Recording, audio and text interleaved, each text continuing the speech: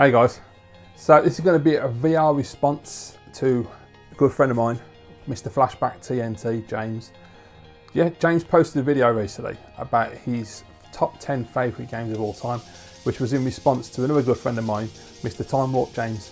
And me and James Flashback were talking in the comments, and he asked me if I would want to do a response, and I was like, absolutely. So, which is quite good, because when I was watching the video, I was really hoping that he would ask me. So thanks, James. I appreciate the ask, mate. It's not an easy task to do your top 10 of all time, and you know, I've been playing games since around about 1985, I believe. So to try and narrow all of those systems and all of those thousands of games down to just 10 is really difficult, and I had a good think about it. It didn't take as long as I thought it would, thank God. But what I decided to do, I decided to just write down the 10 games that I go back to time and time again.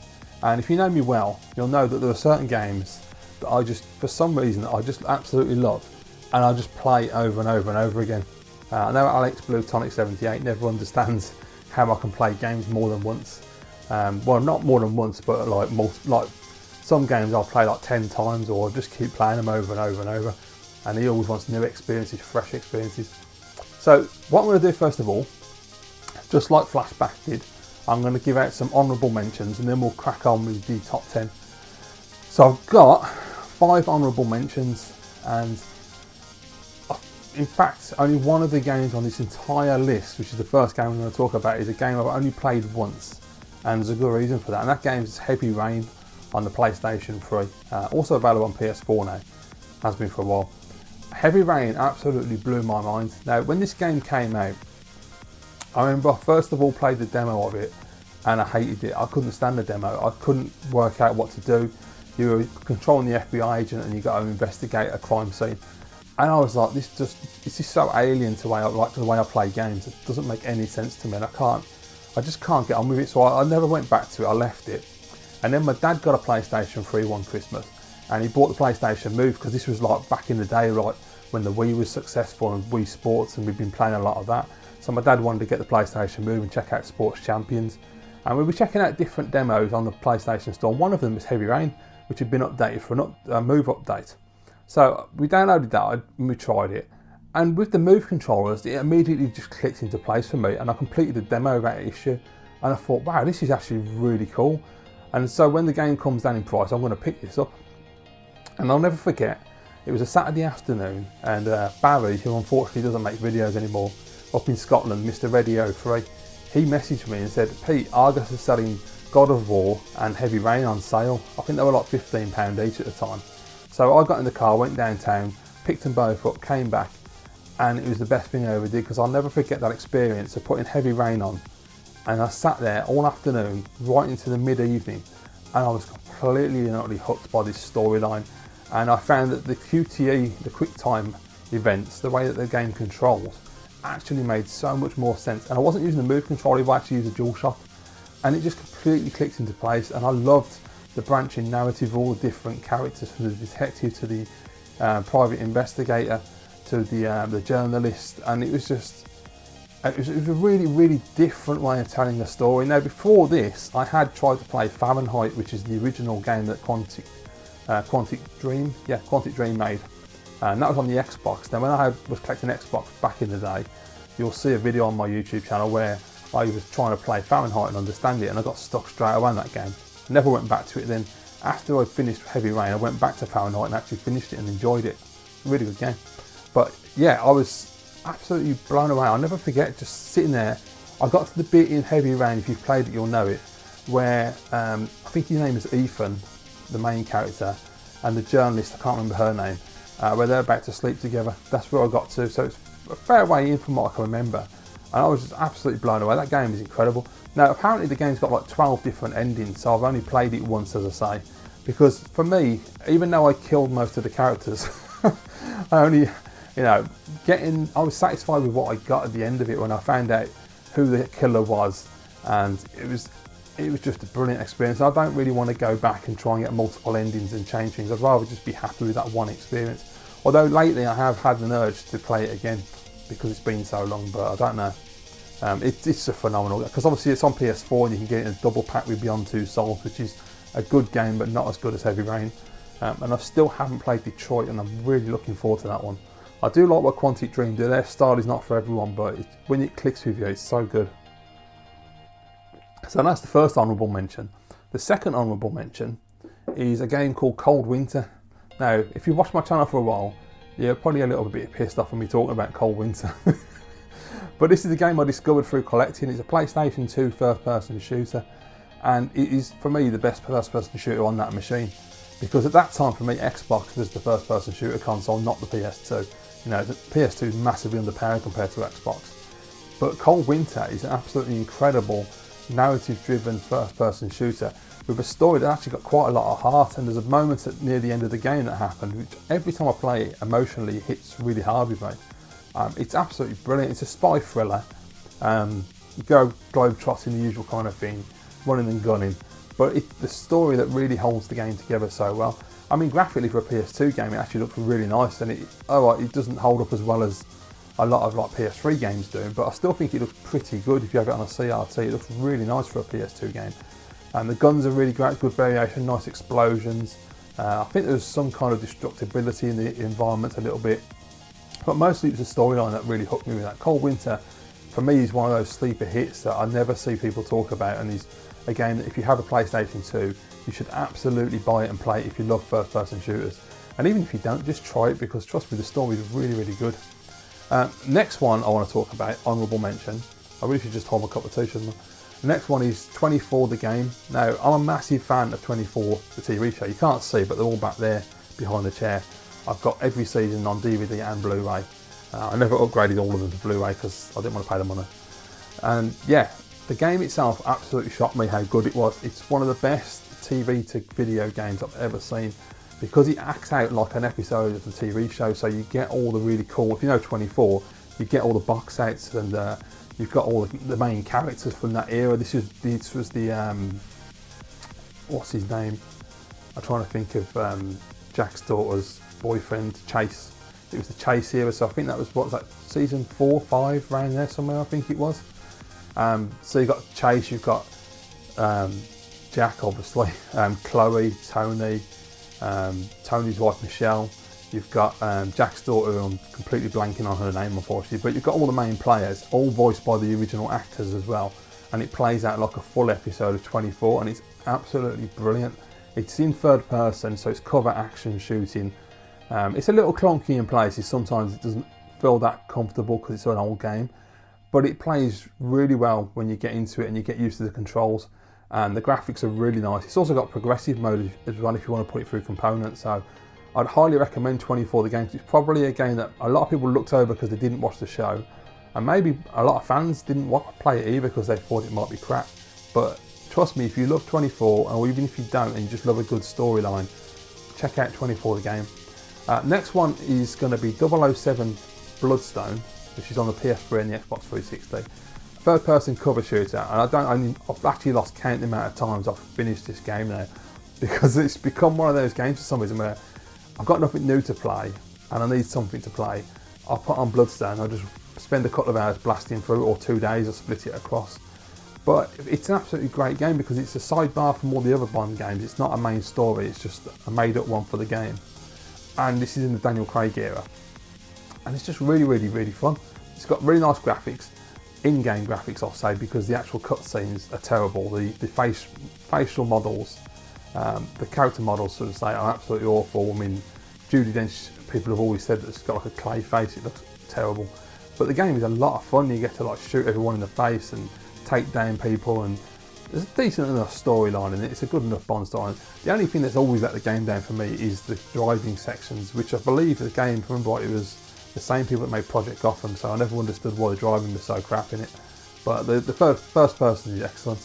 And the last honourable mention is going to be 007 Quantum of Solace. Now this is a twofer, as the Americans like to say, because you've got this one, which is the 360 and PS3 game, which is a hybrid of first person and third person, and it's a game that I absolutely love. It's made by Treyarch, the Call of Duty guys. Really, really fun game. It's not really Quantum of Solace, I mean, it's mostly Casino Royale. It starts as Quantum, and then you go on a memory trip and you go back in time, and he talks about Casino, so you do a lot from Casino, and then you have a little bit of Quantum at the end. But it plays really well. I've always enjoyed the game, and it's quite seamless the way you go between first and third person. So most of the game in first person, but then you can take cover and go into third person, and it actually works. It's really nicely done. But then I say to Twofer because there's also a Quantum of Solace game on PlayStation 2 that I finished last year or the year before, can't remember exactly, which is a full third person action adventure cover game, and it's absolutely fantastic. I'm pretty certain I think it's most of what's in that 360 PS3 game. I think there are a couple of levels that are different, but it's mostly the same kind of layout. But it's a really, really good game, and also another one on the PS2 that actually looks really nice. So let's get into the list, because that's what you're here for the most, isn't it? But you know, at least those honourable mentions, there might be some suggestions if you've never tried those games, you pass them by. So the first one, number 10, is going to be a game that I think a lot of people might put on the list, and that's Doom. Now Doom is, the king of first-person shooters. It's what really, it had Wolfenstein, but Doom was the one that really kicked off first-person shooters. And I have so many memories of back in the 90s. At my parents' home, we had a third bedroom, which was a tiny little room, which was basically used as a computer room. My dad had his PC set up in there, and I'd be on there on the internet and doing all that kind of stuff, listening to music and whatnot. But most of it, I got on to start playing PC games. I started playing SimCity, and I was playing Commander Keen, Rise of the Triad, Wolfenstein 3D, Duke Nukem 3D, and then of course Doom. And I remember playing Doom and sitting there for hours upon hours, day after day, just being informed by this game, because that game it's timeless. Even now, it's timeless. The game plays so well. It's still fun. It still sounds great, looks great. The level design's really good. The secrets are great. There's so much to discover when you're playing the game. It's just a really fun title. And the PlayStation 1 version for consoles is probably the best one, I think. The Jaguar is probably up there, but it's got no music, and that always lets it down, because you need that atmosphere, and the PlayStation has that atmosphere with its sound. So I think that's why it wins. You can argue about performance and whatnot, but yeah, I mean, I've never met anyone that doesn't like Doom. I'd be surprised. There's got to be somebody out there. Maybe people who just don't like first-person shooters. I don't know. But Doom's an absolute classic. We all know what it is, and it had to be on the list, really. Next one is going to be Super Mario Kart. Now, for me, still the best Mario Kart game that's been released on any system. I absolutely love the original SNES game. I still, to this day, will argue that it's the best one they've ever done. I feel like the controls are way tighter than any of the others. The level of challenge in particular, there's no what they call rubber banding going on. You always feel that even if you're in first place position on the original SNES game, you have to maintain that position, because the computer will kick your ass if you don't. So there's always that pressure to keep, make sure you stay on the track and keep your speed and keep control. I absolutely love it. I love it from the 16-bit graphics to the Mode 7, which is phenomenal. Obviously, the soundtrack is absolutely outstanding. I mean, it was an incredible game at the time because it was so different. And I remember playing it with my friends, when we were drinking. And I was at my mate's house, he used to have a SNES set up and Mario Kart in there. And yeah, and to this day, I will still pop on a game of Mario Kart because it's great. And also battle mode. I mean, that was the big thing for me back in the day. Me and my friends used to all gather around the TV and play battle mode drunk. So, you just can't beat it, really. That was number 9. Number 8 is another game that I bang on about quite a lot on my channel, because it's another sleeper hit for me, something I never see people talk about ever. And that's a game called Freedom Fighters, which came out on PlayStation 2 and the original Xbox. I absolutely love Freedom Fighters. It's basically a third-person action game, squad-based. And the idea is that the Russians take over America. You're a plumber, and you join the resistance, and you have to push the Russians out of America. And when you're playing the game, as you get better and you become more of a member of the resistance, you can recruit other team members. And it's just has basic controls like stay here, go over there, attack, defend, that kind of thing. But it's just so much fun. I just have such good memories of playing Freedom Fighters the first time on my Xbox. And it always links back to work, because I had a friend at work who would go in every day, and me and Jav would talk about Freedom Fighters because he had an Xbox as well, so we were Xbox elitists. And we used to just constantly be telling it to each other, oh, have you seen this bit, have you seen that bit, where you got to, what are you doing now with Freedom? Oh, I think this game's brilliant. And it's those memories of sharing with friends, that's the thing I love about gaming. Like we're doing right here, right now on YouTube. you know, being able to talk about those games. And Freedom Fighters is just an absolutely fantastic game. It's a bit dodgy, the controls and that now. I mean, it's aged obviously, but I still think it holds up. Once you get into how the game plays, it's a really fun ride, and I absolutely 100%. It's on GameCube as well, if I remember correctly. So, whichever format you have, please give Freedom Fighters a try. It's not an expensive game either. Number 7 is Halo Combat Evolved, the first game. I remember this back in 2001. Got my Xbox at launch with Halo, and it just absolutely changed everything, because this is where first-person shooters really came into their own with narrative. I remember at the time I'd never played or was aware of Cold Winter on PS2. I don't know when that actually came out. I don't know if that was before or after Halo, so just in case anyone points that out. But yeah, I remember seeing Halo on. I used to live in Birmingham back in the day, and we had cable TV, and I remember this channel that used to just randomly show, I don't even know what the channel was about, but it'd have little bits of video games here and there. And I remember seeing like a 30-second, minute and a half, something like that, clip of Halo before it came out, and I was just like, what is that? I've got to check that game out. And it was one of the big deciding factors in me jumping ship from PlayStation to Xbox. And you know, the big thing was Grand Theft Auto 3. That's what really pushed me over. Once I knew that was coming to Xbox, I was okay to buy an Xbox. But Halo was the reason I wanted my Xbox. And I remember getting it on launch day in 2001, and I was absolutely blown away. I've got such good memories of this game as well. I played it loads of times. But the main thing for me was playing the single player campaign in 2-player mode. So you'd have split screen. Me and my best mate, we would sit there and we would just play it, and just, you know, I've said before on my channel, he was the stealth guy. He would like when they're all asleep, the aliens, he would like to creep in and whack them with the rifle and take it easy and do it the right way. Whereas he's playing with me, so I run in, smashing windows, throwing grenades, shooting everything, and he's like, oh, for God's sake. But it was, I remember like getting to the flood and getting overrun. I hate the flood, by the way, worst part of all. But with both of us getting overrun, just trying to defend ourselves and get through it and defend each other. That game is incredible. I mean, I think now when you play it, it's too big.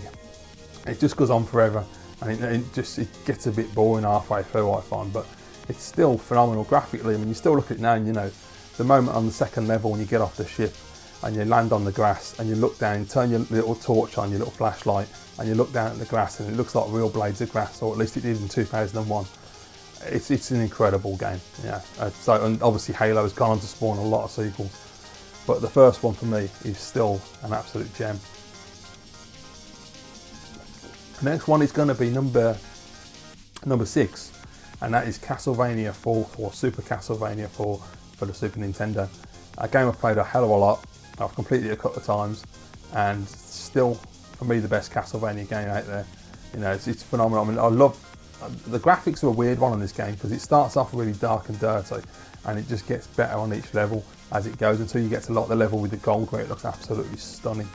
And you know, the mode 7 is really running this game. I love the fact that you can just whip in any direction, which I don't understand why no other Castlevania game has done that yet. I really don't understand. It makes the game so much more playable, so much more fun. When you play like Dracula X and you can only whip in front of yourself, it drives me crazy. I hate that so much. So frustrating. Whereas with Castlevania 4, it's so versatile, and it just adds to the play, like, you know, being able to jump and whip and grab those little hooks and swing. It's just an outstanding game. Even the bosses are absolutely brilliant. And then of course you've got the incredible soundtrack, which is one of my absolute favourite soundtracks of all time. Yeah, I mean, it has slowed down on certain versions of the game, but it's a masterpiece. Number 5 is an Xbox 360 game, launch title, and that is Call of Duty 2. Now, I've played the hell out of Call of Duty 2. I still play it. I have a digital copy on my 360 that I keep playing. And I'll never forget, because when the 360 was coming out, as I said, I was like an Xbox elitist at that point. I loved the original Xbox so much. And I was really excited for the Xbox 360 to come out.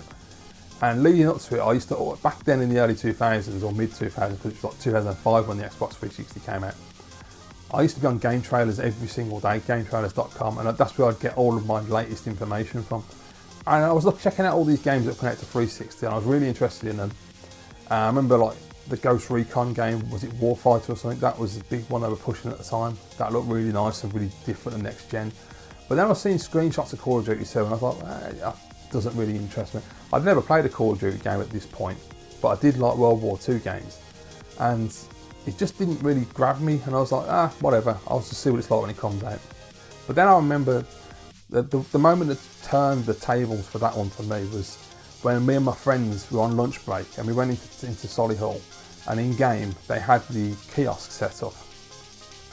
And I'll never forget going in there and we all stood behind this little kid who's playing the game, and he's playing Call of Duty 2, and I was like, oh my God. I was like, and the one thing that always sticks to me is really funny, we all just like, look at the smoke. The smoke was like the big thing. It was like oh my God, that's next gen, how can they do that? The end of the beginning, that demo, even now when I put it on, and you have the gunfire sound effects and the music at the beginning, and it's all black, and then the black lifts and they're on the back of the truck and they're going through the desert, and it just gives me chills because it totally reminds me of that moment when I saw it on that little tiny Samsung TV on that Xbox 360 kiosk. And then launched day, I got it and I started playing the Russian missions and I was just like hooked. And then I spent so many nights on Xbox Live playing with people around the world and having such a laugh playing Call of Duty multiplayer. That was when Call of Duty multiplayer was actually playable and I wouldn't just die every 5 seconds, I could actually win matches. But yeah, Call of Duty 2 is an absolutely outstanding masterpiece, and I do not understand why that game has never been remastered. It really needs to be. If one Call of Duty game has to be remastered, it's got to be Call of Duty 2. I would love to see that with more detail in the graphics and levels. Next one, number 4. Number 4 is going to come as no surprise to anyone, and that is Uncharted 2. I absolutely love the Uncharted series, I'm a massive fan. But Uncharted 2 for me is the standout. Uncharted 4 is very close and it really does jockey for position, because I feel like Uncharted 4 is a slightly better game. But Uncharted 2 for me, because of when it came out at the time, it blew my mind. I'd played the first game and been blown away by that. But when the second one dropped, the storyline, the new characters like Chloe and I can't remember the guy's name now. The guy at the beginning, I can't say much because in case anyone hasn't played it. But yeah, and the villain, the Zara bitch, who's a complete bastard. It was just so brilliantly done. And then of course you've got the infamous or famous the train sequence, which the way that train moves is absolutely phenomenal. The physics on that game are absolutely incredible, and I just absolutely love Call of Duty 2. I've played it so many times. You know, memorable moments always pop in my head when you're fighting the helicopter or when you're fighting those purpley blue dudes and they've got the bow and arrows. And there's so much, every moment of that game is absolutely brilliantly done. The story's fantastic, the characters are fantastic, the graphics are beautiful, the gameplay is rock solid. It's just that boss fight at the end that, for me, let the game down. That's the only thing that I can criticise that game for, is that stupid boss fight at the end, because it's so incredibly frustrating. But then in 3 and 4 they managed to find a way of ending the game properly. But yeah, Uncharted 2, absolute outstanding game. Number 3 is going to be Medal of Honor. Now this could actually be the entire series of Medal of Honor because I love it that much. But I'm picking the first game on the PlayStation 1. The PS1 game, I remember I bought it, had no idea what the hell it was. It was just on a list of pirated games, and I just bought it with a load of other games. And I'll never forget playing that game. And even now when I play it, it's the sound design, because the graphics obviously aged quite a lot. But the gameplay is rock solid, the levels are really fun. But the sound design, like at the beginning when you're walking through the forest, and you can hear the Germans talking, and you can hear like the Alsatian dogs barking, and the atmosphere that creates, and the tension and the fear as you're walking around, because you don't know what's around the next corner. It's absolutely outstanding. And it's got good humour as well, like when you shoot them in the foot and they hop around and things like that. You know, they don't take it completely seriously, but it is. I know that Steven Spielberg's DreamWorks, they were trying to do a serious take on World War II, which they accomplished, but they did throw a little bit of humour in there. But yeah, I played through it a couple of years ago and finished it again, and it's an absolutely brilliant game. And the follow-up, Underground, I thought this time when I finished it for the first time a couple of years ago was even better than the first one. But yeah, I picked the first one because it's what started the series and what really got me into it. And it's also the game that got me into World War II first-person shooters as well. I don't remember playing anything before that. So that's the one that kicks it off, and I'll become absolutely hooked. And anything for World War II, I love to play. Even Enemy Front, which is a brilliant game, by the way. Number 2 is going to be Tomb Raider, but it's Tomb Raider 2013, the reboot. Because that game, I'm not any good at the original games. I've tried playing them when they came out and I couldn't get on with them. And then the PS2 games come out and the Xbox. Never really played those either. It was only when the 2013 reboot happened, and that was on the PS3 and Xbox 360. And I was absolutely, that game, I don't know what it is about that game, but it just hooks me. And I've played it so many times now. this is how much I like this game, and I've said it before, but I'll say it for anyone that doesn't know. I have completed Tomb Raider the Reboot on the Xbox 360, the PS3, the PS4 and the Xbox One multiple times. That's how much I like this game. I've never done that with any other game, but that game is just absolutely brilliant. I love everything about it. I love the level design, I love the graphics, the music, the storyline. I love the characters. Some of them are a bit annoying, but most of them are really good. It's just, the gunplay is absolutely outstanding. It's just full on action, which I know a lot of people who are traditional Tomb Raider fans didn't like because they prefer the Tomb Raiding. For me, I'm not a big fan of the Tomb Raider, I'd rather just blow people's faces off. So that worked well for me. I don't think much of the two sequels. I don't think the two sequels come anywhere near the first one. But that original game is so well made. And yeah, I love it. Just, as I say, I keep going back to it. And I will again soon. I've got it on PS4, so I'm bound to go back and play through it again. Number one, this was tough, but I thought I'd go with the game that I've probably played the most in my entire life. And to this day, I still continue to play this game, whether it be jumping in and playing a level or two, or jumping in and playing the entire game over a couple of days. And you may, if you know me, you may know what this is, but here we're going to go for it anyway. It is Black. I was going to say the greatest first-person shooter, but I can't, can I? It's one of the greatest first-person shooters of all time. For me, without doubt, of this generation, Xbox and PS2, it is the best first-person shooter from that generation. Even over Halo, and I love Halo, but Black, Halo for me hasn't aged as well as Black. Black is still great. The story's not as good as Halo. Halo's got a better storyline, but gameplay-wise and level design and pace, Black wins. It's just an incredible game. You can just destroy everything in sight. You can blow cars up, you can shoot walls apart, you can just shoot anything you want to. And the graphics are absolutely outstanding. The detail on the guns is absolutely beautiful. Apparently at the time when it's reviewed, I don't know if it was one of the reviews or multiple reviews, but it's referred to as gun porn because it's that detailed. But it's really nice, like when you reload the gun, the way he lifts his gun, the way he loads the gun, the way he puts the silencer on the gun. It's absolutely outstanding the way they did it. The sound design at the second level when you're going through the forest and you get all the atmospheric sound effects again. It's just beautiful, and you get the real cinematic Hollywood action movie music that isn't always there, so it'll be silent and you'll get all the tension. And then as you enter an area where there's loads of bad guys, the music just kicks up and it gets really dramatic and you're just shooting the shit out of everyone and throwing grenades everywhere. It's absolutely my kind of first-person shooter. I'd rather have that than stealth in it. I'd rather just run in and just gun everyone down and blow stuff up and smash things and destroy the environments. And I've played, as I say, I don't even know, I've lost count of how many times I've completed Black. I've got the disc, I've got a digital copy on my Xbox, and yeah, it's brilliant. I mean, my favourite levels are still probably going to say the second level in the forest, probably the dockyard. I really like the dockyard a lot. It's a really good level. And the foundry is a really good level, and I can't remember what it's called now. The one where you walk through the graveyard at the beginning, that's a really fun one. It's a bit short, that one, but it's a really, really fun level. I mean, to be fair, there isn't a bad level on the game. Even Grozny Bridge, which is like one of my absolute favourites as well, because Grozny Bridge, once you've completed the game, you get like essentially infinite ammunition unless you change the difficulty setting. So you can use the grenade launcher on Grozny Bridge and just blow them to pieces, and it's just fantastic. And there's mines everywhere, and once you hit a mine, the whole lot goes off. And yeah, if you've ever played it, you know what I mean, how good this game is. But if you've never played Black, PS2 or Xbox, because they're both really nice versions. Obviously Xbox is superior, but they both look great and play great, and yeah, it's a phenomenal game. So that's my top 10 of all time.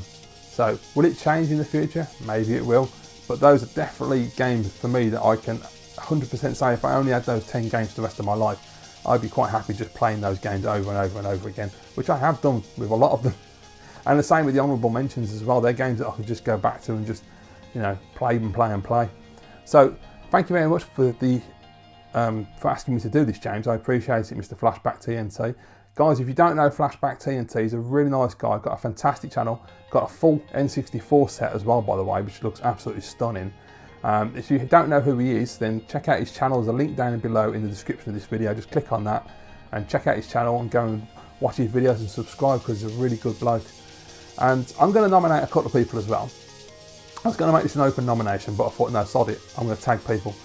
So I'm going to tag 3 people. The first person I'm going to tag is Rob, Essex Retro Gamer, because I know Rob will be good at this. He'll have a lot to say on this topic. So Rob, your tag, mate. Second will be Alex Blutonic78.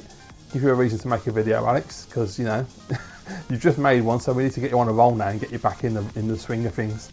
And I know you'll have a lot to say, so that's another 40-minute epic coming up. And then the third person I want to tag is my good friend Champion2D Rob, who I know will also have a lot to say about this because he's a really interesting guy. Has got a lot to say about video games and a lot of history as well, like all of us. And Rob has just started making videos again as well, so it'd be great for you to have another video that you can make, Rob. So thanks for watching, guys. I really appreciate everyone checking out the video. Let me know what your thoughts are down below in the comments as always, and I'll see you in the next one.